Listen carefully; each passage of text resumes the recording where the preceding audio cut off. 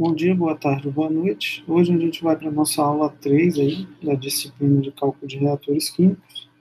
E a gente vai discutir aqui análise gráfica, comparação de desempenho de múltiplos reatores, projetos para reações simples e balanço aí para os reatores semibatelados. Quando a gente fala em análise gráfica de desempenho, a gente tem um objetivo muito direto, que é comparar e determinar aí relações entre o tamanho dos reatores CSTR e PFR que operem aí isotermicamente, nas mesmas condições de operação. Essas condições são temperatura, pressão, vazão, concentrações de entrada. E é importante salientar que quando a gente fala nesse tipo de análise, sempre a gente está considerando apenas sistemas que contêm uma única reação química ocorrendo, tá? Só para enfatizar aqui para o senhor, eu já tinha comentado isso anteriormente, mas é importante enfatizar, esse símbolo FA minúsculo também representa a conversão, tá? Assim como o XA. Alguns livros adotam a nomenclatura do Fzinho minúsculo como conversão. Quando a gente fala em análise gráfica para reatores do tipo CSTR, quando a gente consegue traçar uma área que é formada aí pela conversão final menos a conversão inicial em relação ao inverso da taxa de reação, a gente tem uma proporcionalidade dessa área em relação ao volume do nosso reator CSTR. Essa proporcionalidade é originada da própria equação de desempenho do nosso reator CSTR, que é essa daqui, apresentada aqui embaixo. O volume do nosso reator CSTR multiplicado pela sua vazão volumétrica é igual à variação dessa conversão aí, né, conversão final menos inicial, dividido pela taxa de reação. Observem que o volume é basicamente a vazão multiplicada por esses valores aí de conversão e taxa. Quando a gente fala em reatores do tipo tubular, essa correlação segue a mesma tendência, só que agora a gente não tem mais aquela área do retângulo, né? Agora a gente tem a área sob a curva. Por quê? Porque a própria fórmula do reator PFR, a própria fórmula do reator tubular, é uma integração. E essa integral é correspondente à área sob a curva aí da imagem. Da mesma forma que a gente tinha para o reator CSTR, né, o volume do tubular dividido pela vazão volumétrica é igual à integral da conversão inicial à conversão final de DFA dividido por menos RA, logo o volume vai ser igual à vazão volumétrica vezes essa integral.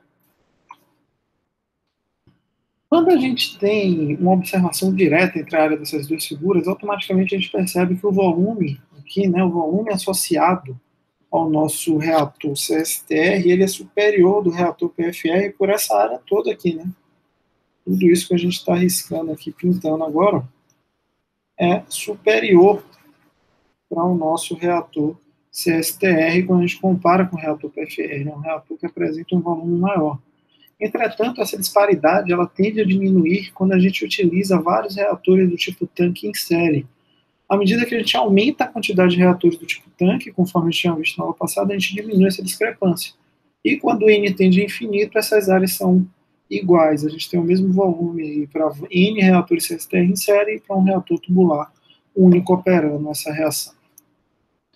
Quando a gente fala aí na relação entre as dimensões dos reatores CSTR, PFR e tubulares, a gente tem uma associação direta e uma dependência direta com a nossa característica, com a nossa cinética de reação, a característica do nosso sistema.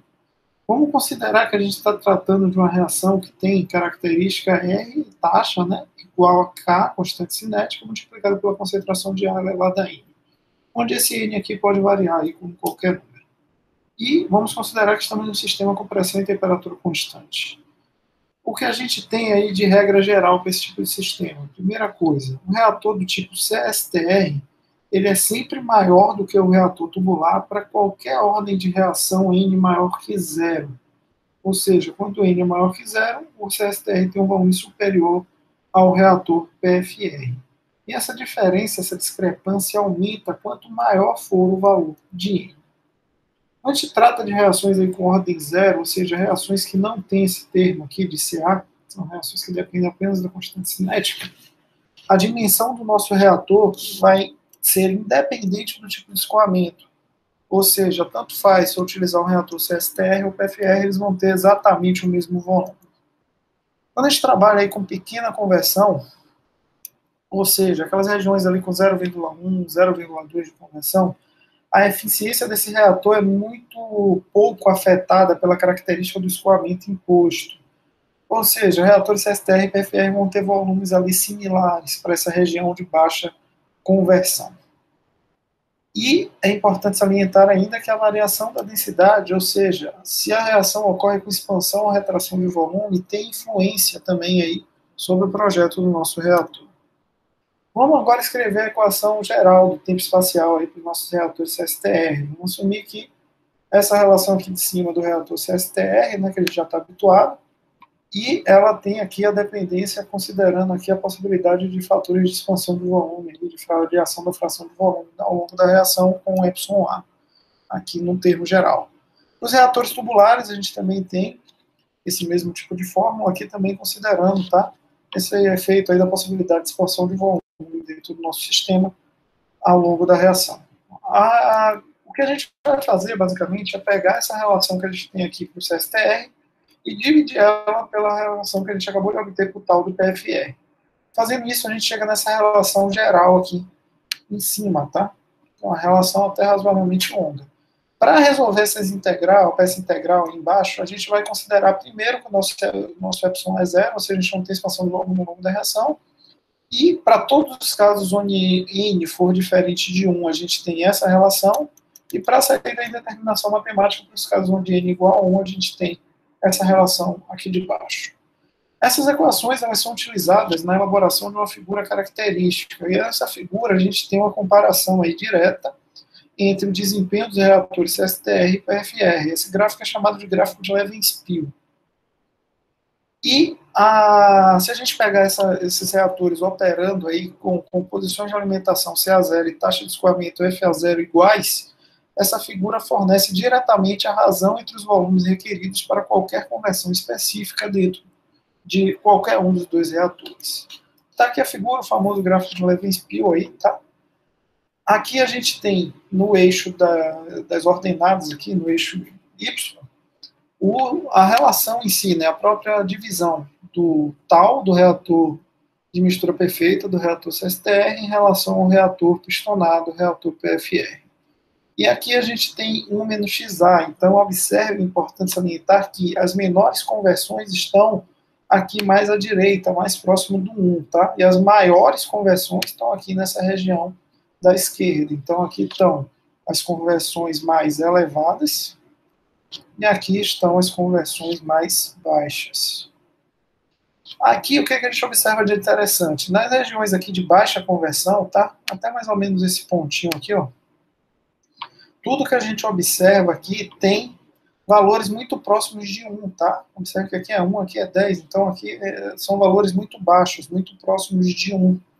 Então, nessa região aqui de baixa conversão, a gente tem comportamentos muito similares, ou seja, o volume, o tempo espacial necessário para conduzir a reação do CSTR é aproximadamente igual ao do PFR.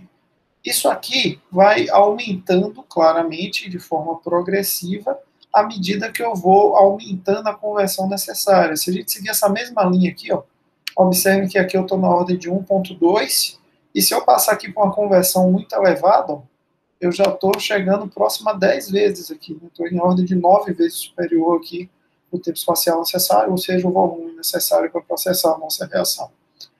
A mesma coisa acontece aqui com os efeitos de ordem de reação, tá? Essas linhas sólidas pretas representam as diferentes ordens de reação. Aqui 0,25, 0,5, 0,75, 1, 2, 3 e assim a gente vai. Observe que para reações de ordem 3, que são reações muito responsivas, se a gente estiver tratando aqui de uma conversão na ordem de mais ou menos 0,80, 0,8, a gente já está falando de algo em torno aí de 80 vezes, tá? A gente vai ter um reator 80 vezes aí maior em relação ao o CSTR, 80 vezes maior quando comparado ao reator PFR. Então é um volume muito significativo aumentado devido a essa característica. Se a gente analisar essa figura, o que é que ela traz em resumo para a gente? Primeira coisa, para qualquer tarefa particular e para todas as ordens positivas de reação, o nosso reator CSTR vai ser maior que o reator PFR. E a razão entre esses volumes aumenta progressivamente com o aumento da ordem de reação. Segunda coisa importante, quando a conversão é pequena, o desempenho do reator é só levemente afetado pelo tipo de escoamento, E a razão de desempenho aumenta muito rapidamente em altas conversões, ou seja, a partir que eu passo ali no ponto de 0,6, 0,7, esse aumento cresce de forma mais significativa. Outro fator, a variação de densidade durante a reação afeta o nosso projeto, mas é de importância secundária quando comparada aí com a diferença no tipo de escoamento. O que é a fração de variação de volume? São essas linhas tracejadas, tá? Se a gente pegar esse exemplo aqui dessa linha sólida que é a de N igual a 2, essas linhas tracejadas ao redor dela representam os diferentes valores de εA, de menos 2 dividido por 3, de menos 1 dividido por 2, de 2, de 1. Então, são diferentes valores aqui de epsilon, de fração de variação de volume, para uma mesma ordem de reação. Observe que a discrepância é muito pequena, a gente tem uma variação muito menor devido a esse epsilon do que devido à mudança da ordem de reação. Então, é por isso que eles falam que a ordem é mais influente. Só para a gente generalizar aqui de forma mais precisa, a gente tem basicamente três tipos aí de ordens, três tipos de sistemas. Sistemas com N maior que zero, né, considerando aqui que menos RA igual a KCA elevado a I. A gente pode ter N maior que zero, e para esses casos, sempre o volume do reator CSTR é maior que o volume do reator PFR. A gente pode ter casos onde N é igual a zero, que são esses casos aqui da situação do meio, nessa figura aqui do meio. E para esses casos, o volume do CSTR é igual ao volume do PFR. E podemos ter casos onde N é menor que zero, que são aqueles casos onde a velocidade da reação aumenta com o tempo, que são desse gráfico aqui da figura mais à direita. Para esses casos, o volume do PFR vai ser superior ao volume do CSTR. Então, cuidado com as afirmações de que sempre o reator PFR tem um desempenho superior do CSTR. Nem sempre isso é verdade, tá? Aqui, só para a gente graficar e vocês entenderem essa discrepância, tá? Quando a gente tem a ordem maior que zero, que a gente está habituado, a área do retângulo é maior, observem que eu tenho esse incremento todo aqui, né? Como volume superior para o reator CSTR. Quando o N é igual a zero, as ordens são iguais, eu tenho exatamente o mesmo volume de reator. Mas quando eu tenho aqui o N menor que zero, observem que aqui, ó, para essa região em específico, ó, eu tenho esse volume todo aqui, acima dessa linha, com um volume superior aí para o meu reator do tipo tubular. Então, por isso, o volume do tubular é maior aqui do que o volume do CSTR. Isso fim da nossa parte de análise gráfica, tá? Juntando com o conteúdo que a gente viu na aula passada, é o que a gente precisa conhecer sobre esse tema. Agora, só para a gente finalizar os nossos balanços, vamos dar uma olhada rápida e breve no balanço aí aplicado a reatores do tipo semi-batelada. Primeiro, por que a gente usa reatores do tipo semi-batelada? A principal razão para o uso desse tipo de reator é para a gente conseguir promover o que a gente chama de aumento de seletividade em reações que normalmente são processadas em fase líquida. Primeira coisa, vamos considerar que a gente tem duas reações simultâneas e a primeira reação produz um produto que é desejado, que eu estou chamando aqui de produto D. Vamos assumir que a cinética dessa reação é dada por RD igual a KD, concentração de A ao quadrado, concentração de B. E a gente tem uma reação 2, que é A mais B formando U, onde esse U é um produto indesejado, e a velocidade dele é representada por KU, concentração de A, concentração de B ao quadrado. Se eu dividir os valores de taxa do produto desejado em relação ao do produto indesejado, eu tenho o que eu chamo de velocidade instantânea. E, fazendo as simplificações devidas aqui, vocês conseguem observar que me sobra KD dividido por KU, concentração de A, concentração de B. Aqui eu basicamente tenho duas formas de favorecer a reação que leva à formação de D. Obviamente, quanto maior for o valor desse numerador, mais interessante é para mim, porque maior vai ser essa seletividade aqui relativa do produto D em relação ao produto U. Aqui eu posso variar a temperatura de forma a favorecer o KD e fazer com que eu tenha a máxima produtividade possível do produto D, ou eu posso trabalhar simplesmente com variações na concentração de A. Observem que se eu mantiver essa concentração de A elevada e a concentração de B baixa dentro do meu sistema, eu mantenho uma seletividade alta aí do meu produto D em detrimento do produto U, que é indesejado. E para conseguir isso, como é que eu faço? De forma muito simples e muito direta. Que essa é devidamente a parte que é mais facilmente manipulável aí dentro da nossa reação. Eu basicamente mantenho um reator com todo o meu A dentro dele e vou rotejando, vou adicionando pequenas quantidades de B ao longo da reação. Isso garante que eu mantenha a concentração de A elevada, enquanto a concentração de B é baixa ao longo da minha operação. Isso aí maximizaria a produção do meu produto de interesse D. Mas, para a gente fazer o balanço, vamos pegar um exemplo aqui de apenas uma reação única, que é do tipo A mais B forma C, uma reação processada em fase líquida, e nessa reação, especificamente, o reagente B vai ser lentamente adicionado a um tanque muito bem misturado, um tanque de mistura perfeita, que já contém o reagente A.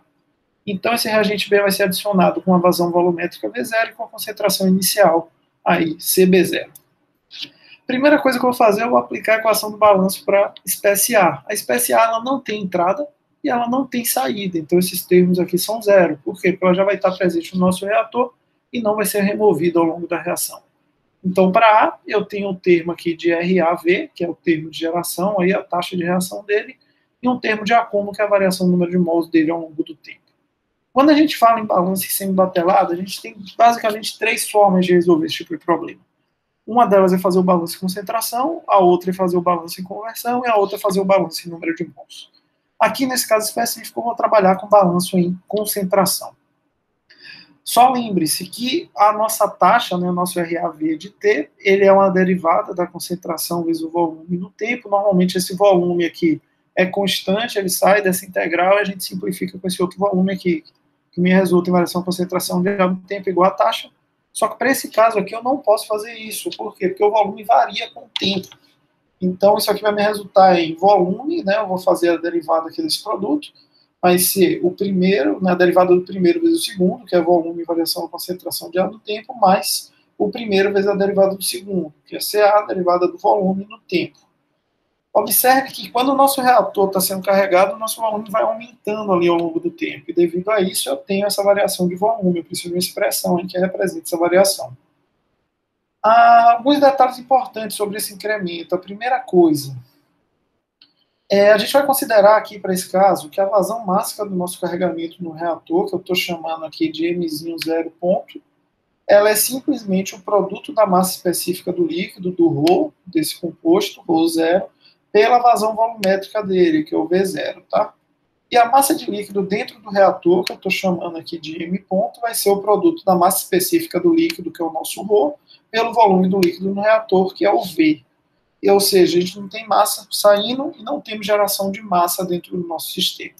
Então, com isso, eu vou resolver uma equação aqui para o meu balanço de massa global, tá? O que é que eu tenho como balanço de massa global? Eu tenho a entrada de massa, que é correspondente àquela corrente de B que está sendo adicionada. Eu não tenho massa saindo e eu não tenho geração de massa, né? Esses termos aqui são zero. E eu tenho um acúmulo de massa que é dado pela variação aqui, pela derivada da massa que está dentro do reator em relação ao tempo. Essa vazão máxima de entrada ela pode ser definida como a densidade daquilo que está entrando, vezes a vazão volumétrica que está fluindo para o nosso reator, e o meu termo aqui de massa no reator é a densidade do que está lá dentro, né, a massa específica do que está lá dentro, vezes o volume. Fazendo essa consideração, e assumindo que a nossa densidade é constante, ou seja, a densidade do líquido que está entrando é igual à densidade do líquido que está lá dentro, que é uma consideração bastante razoável, isso aqui me resulta em, vou simplificar esses termos de densidade, vai me sobrar que dV dt igual a V0. Ou seja, se eu integrar essa equação aqui do volume final, né, o volume inicial e do tempo inicial ao tempo final, isso aqui me resulta que o volume final vai ser igual ao volume inicial mais a vazão volumétrica vezes o tempo. Ou seja, eu tenho uma correlação aqui que me dá como o meu volume varia em função do tempo. Me aproveitando dessa equação que eu acabei de obter, tá? Eu consigo arranjar as equações anteriores. Eu consigo pegar essa equação que eu tinha aqui para o CA e organizar ela de forma mais interessante para mim. Fazendo isso, vai me resultar em menos V0 CA. Lembra que aqui eu tinha um termo de dV dt, que eu estou me aproveitando dessa equação aqui, para substituir aqui como um V0, mais o volume vezes a taxa é igual ao volume dCA dt. Aqui eu consigo reorganizar a equação para deixar ela escrita em termos apenas de dCA dt, da variação de concentração de ar no tempo, e isso aqui me resulta em RA menos a vazão volumétrica de alimentação dividido pelo volume vezes a concentração de ar. Agora a gente vai partir para o balanço de B, que tem um termo adicional porque tem entrada do componente, né? O componente B está entrando aí, está sendo alimentado no nosso reator. Então, observe que aqui eu tenho um termo de entrada diferente do que eu tinha para A, que eu não tinha entrada, era zero aqui. Eu não tenho saída, tá? Esse termo aqui é zero. Eu tenho o termo de geração, que é devido à ocorrência da reação química, e tenho o termo de acúmulo, que é a variação do número de mols do próprio componente B ao longo do tempo. Eu posso rearranjar essas expressões de forma que variação do número de mols de B no tempo é igual a RB vezes o volume, mais o FB0. Lembrando que o FB0 é a vazão molar de B que está na alimentação. Lembre-se que o número de mols de B é a concentração de B vezes o volume, e lembre-se também que a derivada do volume com o tempo é a própria vazão volumétrica. Com isso, o balanço para B vai ficar escrito dessa forma aqui, né? Eu só fiz substituir aqui o NB pelo volume dCB, abri aquela derivada toda, fiz as substituições aqui por V0, por aí vai, fiz as simplificações e reorganizei, e vou rearranjar o meu termo para que a derivada de CB seja o termo isolado. Então, a derivada de CB dt vai ser igual a RB mais vazão volumétrica de alimentação, multiplica CB0 menos CB dividido pelo volume. Com isso, também podemos escrever a expressão do componente C. Variação do número de mols de C no tempo é igual a RC vezes o volume, que é igual a menos RA vezes o volume. Eu também não tenho alimentação de C, né? Todo C que está sendo produzido é correspondente ao que foi consumido de A. Não tem entrada dele nem retirada dele. Então, fazendo a mesma aplicação, as mesmas considerações anteriores, a mesma consideração aí da derivada do volume com tempo sendo a vazão volumétrica de alimentação, só que me resulta que a derivada da concentração de C no tempo é igual a RC menos a vazão volumétrica de alimentação, concentração de C dividido pelo volume. Observem que eu tenho 3 equações diferenciais que precisam de auxílio computacional claramente para ser resolvido, mas que de forma razoavelmente simples eu consigo aí resolver e equacionar muito bem esse comportamento dos meus reatores do tipo semi-Battelle. Com isso, a gente fim do conteúdo dessa aula e a gente se encontra na próxima aula, no próximo conteúdo.